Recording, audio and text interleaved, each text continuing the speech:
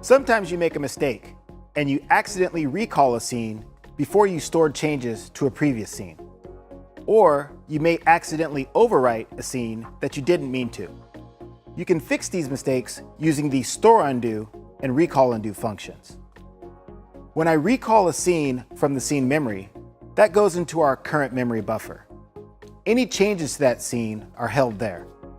When I recall another scene, whatever was in the current memory buffer goes into the recall undo buffer. If I take something from the current memory and I overwrite an existing scene, whatever I overwrote goes into the store undo buffer. You have one level of store undo and one level of recall undo. It's not like a word processing program where you have multiple levels of undo, undo, undo. One level of store, one level of recall. Let's go ahead and check out these functions. I have two scenes on my console. The first scene is my drum scene, and the second scene is my band scene.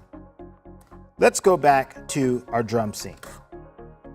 Here on my drum scene, I want to add in the lead and background vocals. After adding in the lead and background vocals, I accidentally recall scene 0 before storing those changes.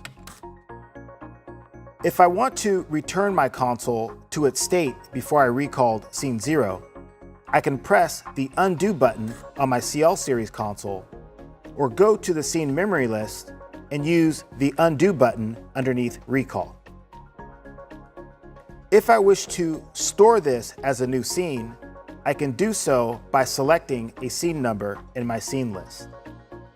If you accidentally overwrite an existing scene, you can get those changes back by pressing the undo button underneath store. Keep in mind, you have one level of store undo and one level of recall undo.